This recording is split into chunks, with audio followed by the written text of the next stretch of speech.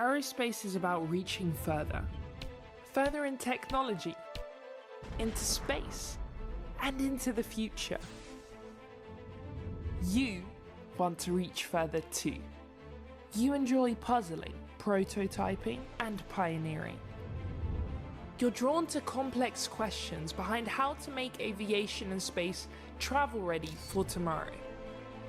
Quieter, safer, faster, and cleaner. You'll join a community of students from all over the world who, just like you, get bright-eyed over anything that flies. Being part of such a diverse international group prepares you for the aerospace world from day one. This industry revolves around teamwork and a global point of view. That's why it's such an advantage when you've already worked during your studies with people from different cultures, with different perspectives, norms, and values. In our hangar and labs, and on site with partner companies, you will work on technological innovation that reaches past aerospace itself. From developing satellites, to improving wind turbines and Formula One materials. That's how you grow into an engineer who helps technology reach further.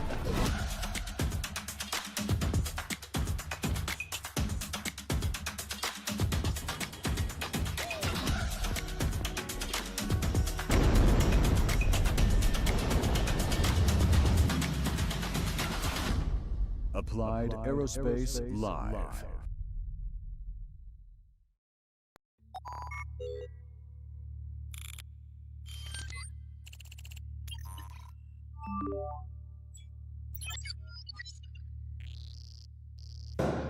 Yes, here we are. Welcome to Applied Aerospace Live, episode number 2. And we are at flight day number 1 for the Artemis II mission. My name is Erik Laan. I'm a lecturer of space engineering here at Inholland University of Applied Sciences. Today my co-host is Geanne Lebbink, my colleague here. Geanne, can you introduce yourself? Yeah, thank you for the nice introduction. I'm also a lecturer here at Inholland for the space engineering minor, and today here to talk about the Artemis II mission together with Erik Laan. Yes.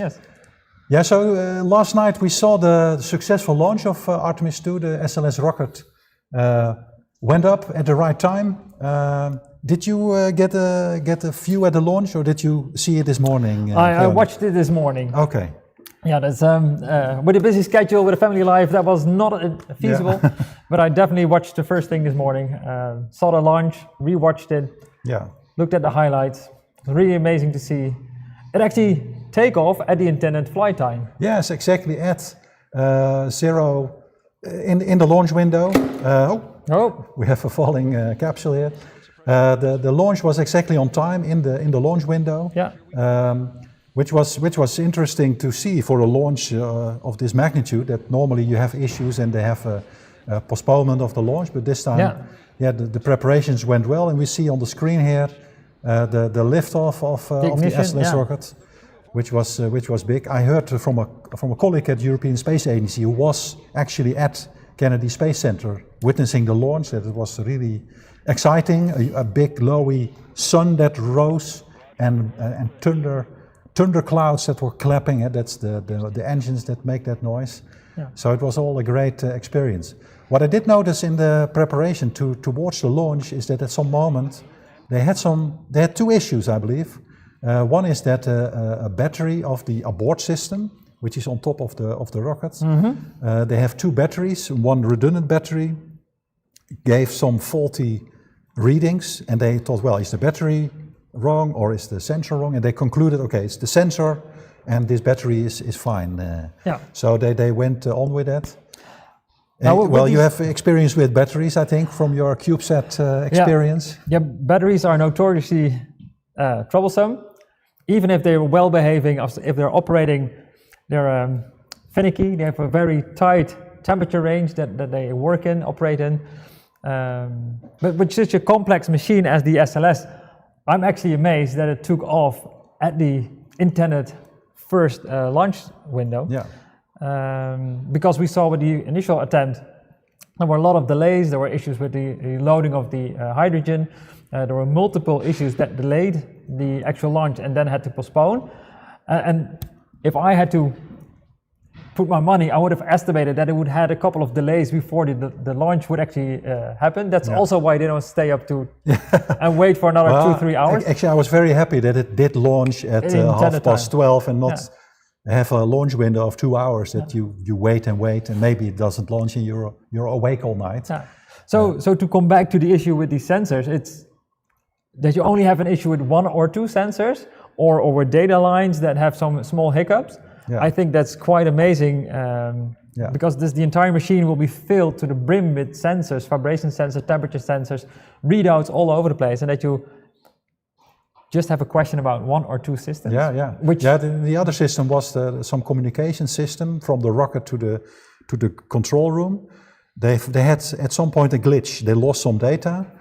And they really stopped the counter and said, okay, we have to investigate now. And other people had to look at the data and they said, well, indeed, we lost 1 second of data. We don't really understand why, but we have a good communication now. Let's continue. So that was also the second issue that was there. And then it went basically flawless. There was a liftoff. The boosters were jettisoned. That's always one of the riskiest part of this launch is those boosters, because we remember well from Challenger that these had issues. So that was good to see. And I was amazed at how fast the entire vehicle, the SLS, cleared the launch tower. With liquid propellant, you actually see that the rockets climb slowly from the launch pad, but with solid rocket boosters, it goes fast. Similar to the Vega C, it just takes off and then clears the pad. And I was quite amazed to see how quickly they left the pad. It was quite an acceleration, and also it was good visibility. So that's also nice with the launch that you can actually see the rocket go, and there is not a cloud, and you hear something and you can't see it anymore. But true. Just to think about 4 astronauts being in this Orion capsule on the top of this bomb, basically. Flying into space. And it makes it a definitely different launch to view compared to the uncrewed systems. Also, I noticed that I was a bit spoiled with all the commercial launches that had videos everywhere from inside the cockpit, and now there was only a handful of shots. And I was actually missing the additional data sets. Exactly. I noticed that too. That like the SpaceX has really made an art of doing a good launch video. And Blue Origin as well. They show the velocity and the altitude. And actually, I noticed during the liftoff, the camera didn't slew in time to follow the rocket. No, sometimes it was off. So I'm surprised, and it's still very nice shots. And the photos that are now becoming online from photographers who were there during the launch, the resolution, the sharpness of these images of the actual launch is amazing to see.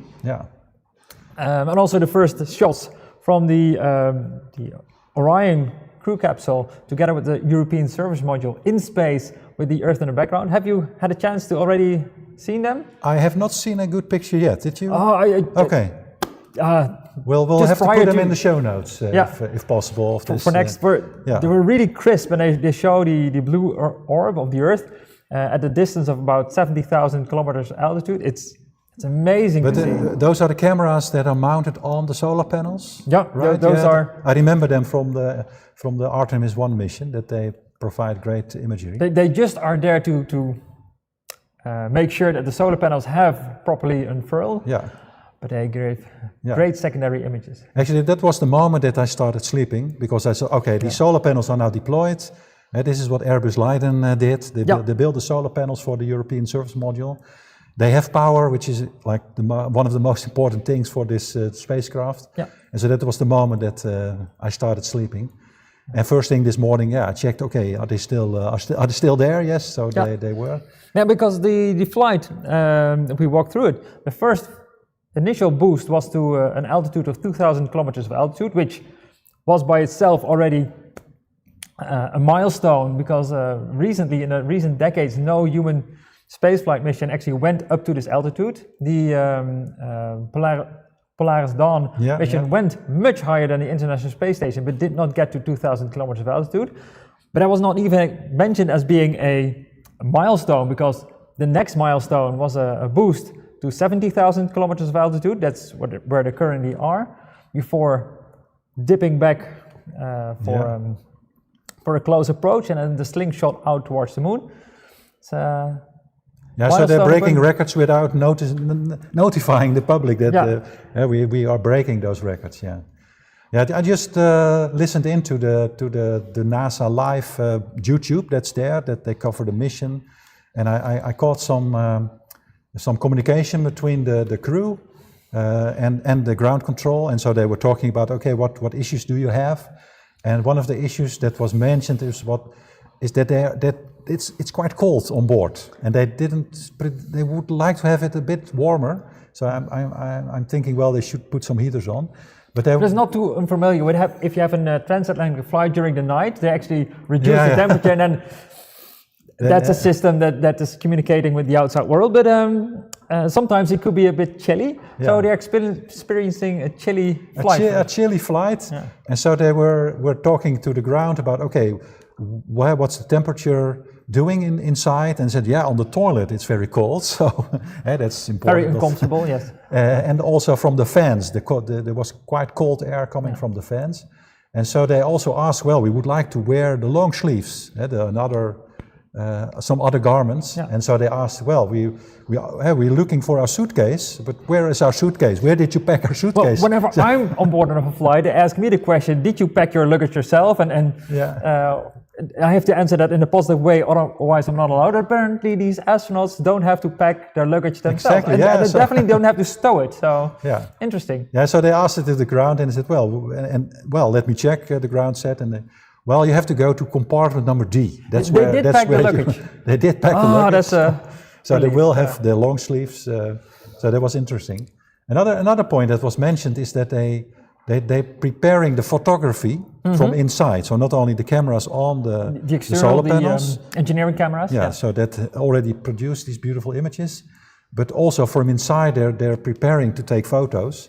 And so they said, well, we have this big camera with a long focal length. We mounted it with a window. This gives beautiful pictures, no problems. But we also have an iPhone and a GoPro, and we cannot get them to work. The contrast is not working. The dynamic lighting is huge. Ground, please tell us how to use these iPhones and GoPros, because they don't work now. So they were going into that, and maybe later we'll see some results from those images as well. Well, that's definitely something they need to watch for and be mindful of, because just yesterday I was rereading some of the notes that Apollo astronauts make while walking on the moon, especially the only geologist that actually walked on the moon with Apollo 17. And he mentioned that the regolith was so bright and the sky was so dark that he couldn't even see the stars with his own eyes, let alone with a camera. The contrast is simply too great to capture these subtle differences. But it's funny to hear that on board a spacecraft, looking outside, you have the same stark contrast between bright and dark patches. Yeah, so that's quite interesting. And I believe they are now entering their night. They're going to sleep. Yeah, for 4 hours. For 4 hours, okay. But they have to also do a burn, right, to raise the perigee, the lowest point of the orbit. And I was a bit insecure when this is going to happen exactly. There were apparently two timelines that were not matched to each other, because just before I joined this talk, I read communication that there was a discrepancy between what one team was thinking and the other team was thinking. And apparently it has been scheduled. It is on the roster to raise the perigee. And it needs to happen because the current perigee is negative, intentionally so that they would come back if in the case of a failure. But that's not where you want to end up at the start of your mission. You want to fly around the Earth back towards the moon. Yeah, this reminds me actually of the lecture I'm teaching here at Inholland about astrodynamics. And we're using the so-called Vis-Viva equation to calculate velocities and positions. And this already gives me great input for an assignment for the students to calculate based on the orbits that we know, use the Vis-Viva equation to explain where the satellite really is and where it's heading. Because ideally, you would take it at the apogee, at the highest point, to circularize your orbit, and they don't need to circularize it, but that's the most effective point for a burn to circularize your orbit, to raise the perigee. But for your outbound trajectory, you want the perigee to be as low as possible, to be as efficient as possible. Yeah, you want to be exactly. So you get the biggest oomph if you fire the thrusters at the lowest point. Yeah, at the highest velocity. Yeah, at the highest velocity. That's what I expect they will do for their translunar injection. And what I'm also learning now is that they will do the translunar injection with the spacecraft as we see it here. Yeah. If I can gently pick it up. Thank you, Hugo, for printing this beautiful model. But so we call this I would call this the European Service Module, and this is the Orion capsule. Yeah, together they make up the whole system that flies to the moon. Yeah, because the cryogenic stage, kick stage, has already been exhausted at that point when they leave towards the moon. Yeah, yeah. So we call it. This is the engine at the back. They will use this engine to thrust to do the translunar injection, and also these solar panels. Then they will have they fold back actually towards the crew capsule to protect the panels. Yeah, exactly. So they won't break. And then this flies to the moon, makes tracks behind the moon. A free return. Free return, and at some point this will then be jettisoned, and this will only fly back to the Earth, and then this will skim into the atmosphere, and hopefully bring them safely back to Earth. Let's see if I can put it again. Yeah, there's something like this. I believe the original re-entry, but that's at the end of the flight campaign, asked for a skip re-entry. And are you sure it's like this? Okay, this is delicate stuff. This is So the first, that's at the end of the conversation in 10 days from now. But we are not there yet. So. We're not there yet, but initially they were thinking to have a skip re-entry, and now they skipped the skip re-entry and actually going for a direct landing approach. Yeah, so that's still the most dangerous part of the mission. So where they are now, it's pretty okay. I mean, the risks are there. Of course, you have to keep this a vacuum.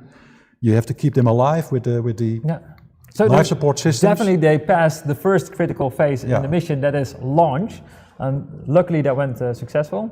Yeah. The other major critical flight event would be the return, the re-entry. But as we've seen with Apollo 13, even during your standard flight, a lot of non-standard things can happen that are still mission critical. So it ain't over. No. Till they safely return to Earth. Till they safely return to Earth, and that will be April 11, I believe. So we'll be doing these daily webcasts to keep you fully informed on what's going on with the Artemis II mission. Yeah. But also we are showcasing what we do at the lab, for example. You can have a look at our lab. We have a beautiful clean room, and there is an electric airplane behind us. This is where the students of Inholland Aeronautical Engineering are working, becoming the engineers of the future, designing, building, testing aircraft, spacecraft, rockets. On a bachelor level, that's what we prepare our students for. Effectively, this is a classroom within our education. Yes. Yeah. So in the coming weeks, coming week, I would say, we will hear lots more. Yeah. What's something that you still look for in the mission to happen or not to happen? Maybe not the technical stuff, but maybe the images from inside to actually experience the flight with the crew. To see images on board, how they live, how they eat, but also when they fly around the moon, because there's only a tight window when they pass along the moon, when the distance is only 6,500 kilometers, but then they will actually swing around it and the distance will rapidly increase again. But I'm curious what the crew will see, how they will experience the flight. Yeah, I'm looking forward also to interviews with the crew, have a live or some kind of recorded interview and see them on board, because I have memories of the Apollo missions that they did those things, and those are, I feel those are magical moments in history that people went to the moon, and we're actually doing it again. So I'm looking forward to those interviews, and also to those photos of astronauts, and hopefully we'll see a photo of the moon and the Earth and the astronaut. And so to have the human touch in the mission. Yeah. Because with Artemis I we saw great images and videos, but to get the human perspective from this mission, I think the most important. I hope they will be looking for that. And I remember also the one story I heard yesterday was Apollo 8. Yeah. That was basically the Apollo mission to prepare also landing on the moon back in the 60s and 70s. And they produced then the so-called Earthrise photo. Yes. It's also in our banner, basically, the Space Lab banner. Have we banner? Yeah. That is the Earthrise picture from Apollo 8. And that's, those are two moments in the mission that they can replicate now. They can, at some point, see the moon, the Earth disappear behind the moon, and also on the other side reappear. And that's something they didn't. And they have to grasp that. And that's something they didn't anticipate during the Apollo 8 mission. It just happened. And I'm curious about those gems that happened during the mission, the realizations, the insights that you didn't have before. And as you said, during the entire mission, like briefly before launch, that the sensor on the battery of the LOS was giving a reading, and it turned out to be a faulty sensor, or the current temperature is a bit chilly on board the platform. During the entire flight, they will encounter these small issues, because this is a shakedown of the entire vehicle for future missions to the moon. And they will keep encountering these issues on a daily basis. And that's why, that's part of the reason why they're performing this flight, to shake down, to get a feel for the system, to know how it works. Yeah. So they can inform the future flights. And make it a real safe system to go to the moon. And a reliable system. Yeah. And if I'm honest, I think I'd rather have a slightly chilly command module than a system that's overheating. Introducing heat in a system is a lot easier than getting rid of heat. Exactly. And we're for humans, so they will generate a lot of heat by themselves, just as it is. Yeah. Let alone all the electronics that are buzzing around. So. We are in the midst of it, and so this is exciting days for space. This will be the most exciting mission of this year, I think. Yeah. I also see we have a question from the live audience. What will the crew be doing these days? The question is, what will the crew be doing these days? Well, I do know that they are their body. How do you say this properly? They have a lot of sensors on their body to measure from heart rates, temperatures, stress levels. So there's definitely also a scientific phase to see how will the human body endure the flight towards the moon. How are the stresses of how will the stress build up with the astronauts? Will they get enough sleep? So there's a human aspect. One of the systems that's also part of the International Space Station, an analog that simulates how the human body reacts to radiation, is part of this mission, effectively as the fifth member. Yeah, so but it's a tissue, tissue samples. Tissue sample, So they run these experiments. I also know that they are going to do manual control of the Orion capsule at some point to be able to steer it, because that's what this capsule is in the end should be capable of, to dock with a lander in moon orbit. Yeah.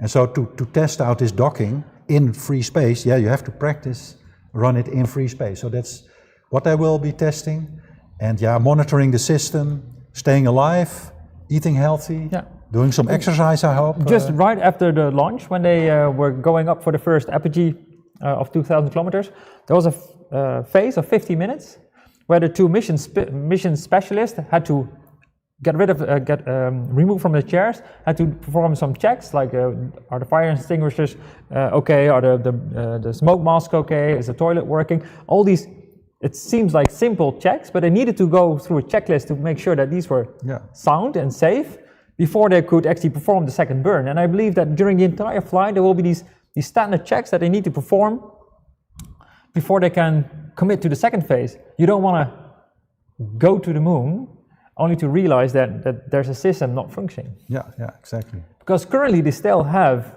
it's not ideal, but there are opportunities to abort and fly back.